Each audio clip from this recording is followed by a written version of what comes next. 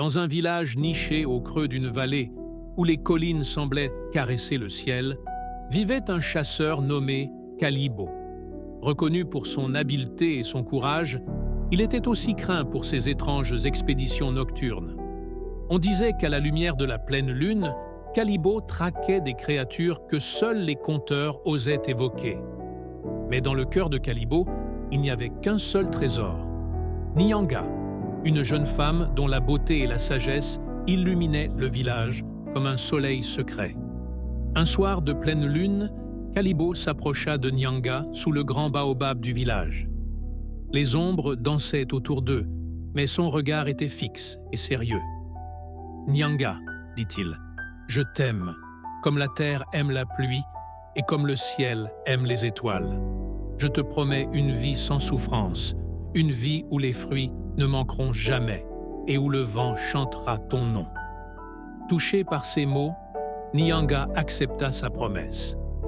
Mais elle posa une condition. « Calibo, promets-moi que jamais tu ne chasseras au prix de ta vie ou de ton honneur. Si tu trahis cette promesse, nos cœurs se briseront comme des calebasses jetées à terre. » Calibo acquiesça, le cœur gonflé de bonheur. Une nuit, alors que la lune était ronde et brillante, des cris étranges résonnèrent dans la vallée. Les anciens murmurèrent que c'étaient les hurlements d'un Ngoma, une créature mystique gardienne d'un trésor de pierres lunaires.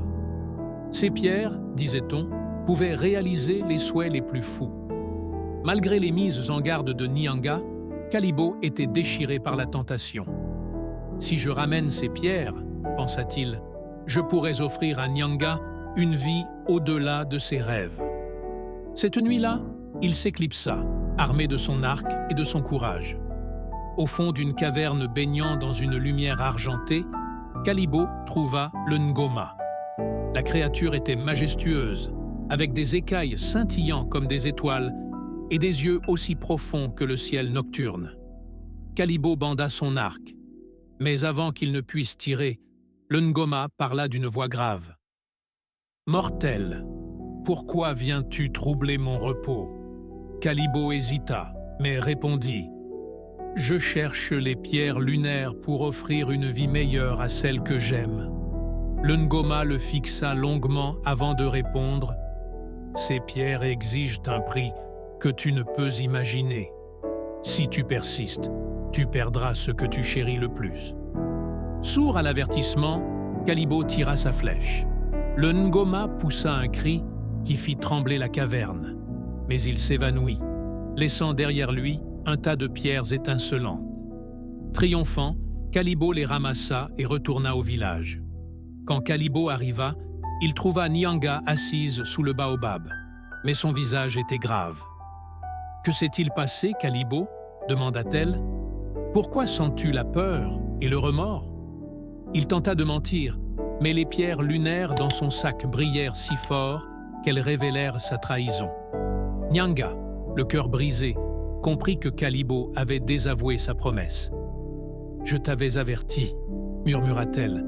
« Tu as choisi les richesses au lieu de ton honneur. » Alors, les pierres dans le sac de Calibo se transformèrent en poussière, emportées par un vent glacial. La voix d'une Ngoma résonna dans l'air. « Tu as tout perdu, Calibo. Ta cupidité a brisé le lien le plus précieux. » Nyanga se leva et partit, laissant Calibo seul sous le baobab. Le chasseur, accablé de regrets, déposa son arc au pied de l'arbre et ne chassa plus jamais. On raconte que Calibo erra dans la vallée, apprenant aux enfants l'importance de tenir ses promesses et de respecter les avertissements.